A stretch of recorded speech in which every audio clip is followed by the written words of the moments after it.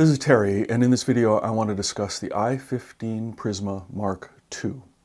Now, this video could be quite brief in that there's really only one change or one difference between the original I15 Prisma and the I15 Prisma MK2, and that is the DAC chip.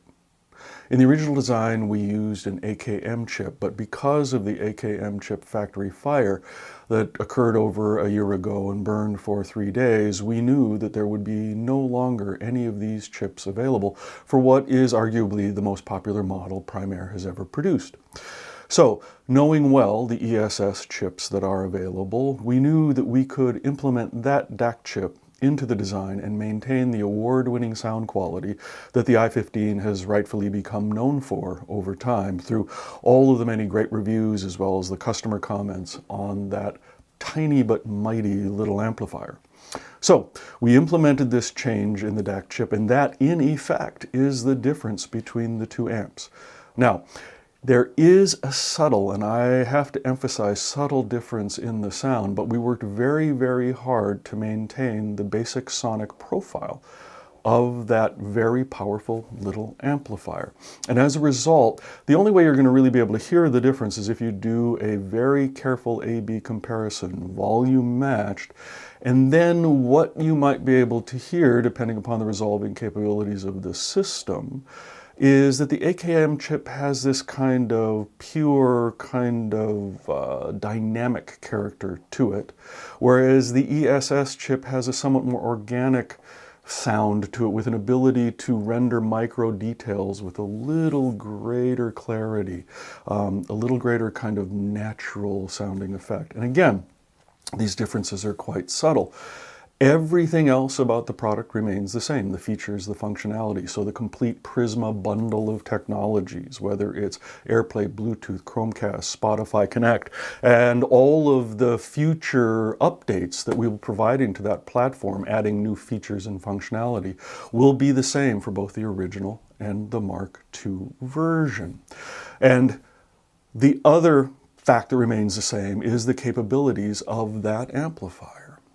Now, Bent, our chief engineer, and the design team have done a remarkable job of getting a power supply and input stage that gets the best possible output from the Hypex modules that we're using in that design. And in fact, when I think about how capable that little amplifier is, I'm reminded of a demonstration that I did when it was first launched. And just for fun, at this dealer event, we decided that we would put the I15 into a system with one of the biggest, nearly 6 feet tall,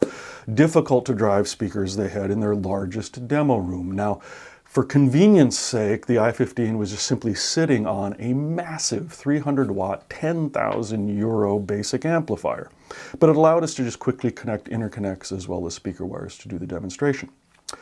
So good was the sound that we eventually were convinced that we needed to turn off the amplifier. And even then, that wasn't enough because there was some fear that somehow we'd only turned off the indicator lights, the display on the amp, and that we eventually had to literally pull the AC power cord out of this massive amplifier to convince those who were somewhat skeptical attending this event that the sound that they were hearing was coming from that little amplifier. Now, that's not to say that the I15 is the be-all and end-all of amplification. I mean, obviously, we were able to put in an I35, for example, and the system simply opened up even more and became more relaxed with greater detail, greater specificity within a much larger soundstage. In fact, one of the things that we've done in occasion where we have a more appropriate system, a smaller room as most of us will have, more compact speakers and the like, that we'll do a demonstration where we'll play the I35, and then we'll play the I15. And it's apparent on the expression of those maybe attending the demo that they're not really entirely sure that the I15 doesn't sound as good as the I35. And then we'll go back to the I35. And then again, it becomes apparent that the I35 just simply has that greater ease because of its greater power, its more sophisticated and refined preamplification as well as amplification stage with UFPD2 to create this bigger sound stage with more specific details and a greater kind of three-dimensional rendering than it otherwise might have. And that's a kind of tribute, I think, to the design team's efforts and their ability to have maintained that Primare sound that is true of all of the amplifiers that we have in the range, but be able to bring it down to a much more accessible price point in the i15. An amplifier that has this kind of compact footprint that allows it to be placed in a variety of different situations, most appropriate to how more people live their lives in the living environments that they have. Now, the one thing that I'd like to mention while I wind up this video is that one of the things to keep in mind about the i15 Prisma as well as the SC15 Prisma is that the analog inputs, and there are two, some people miss this on occasion, there are the pair of RCA inputs, and then there's the 3.5 millimeter multi-purpose jack that's both an optical digital connection point as well as an electrical analog input, that both of those inputs are immediately digitized. We have a really sophisticated ADC circuit, an analog to digital conversion circuit, that immediately digitizes them, and that makes the design more effective, more efficient for the multi-purpose that we want to put it to, particularly in the SC15 where we do the WISA wireless connection system. And we worked very carefully on that because it was also the ADC that we put into the higher level products, the Pre-35, I-35, I-25, for when we need to have a digital output, for example, or in the case of the Pre-35, for its WISA connection.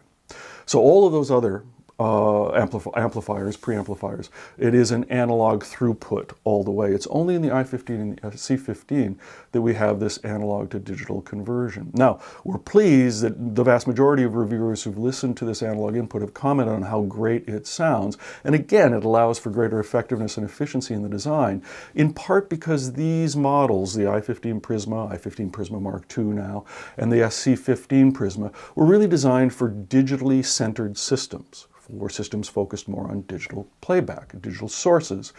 For those who are more analog-centered in their system construction, that's why we built the i15, the all-analog i15 integrated amplifier. And we're able to take the power supply that's otherwise devoted to things like the Prisma network player module, the DAC stage, the amplifier stage, and the i15 Prisma, or just the DAC stage and the Prisma module, and the SC15, which is effectively a network player.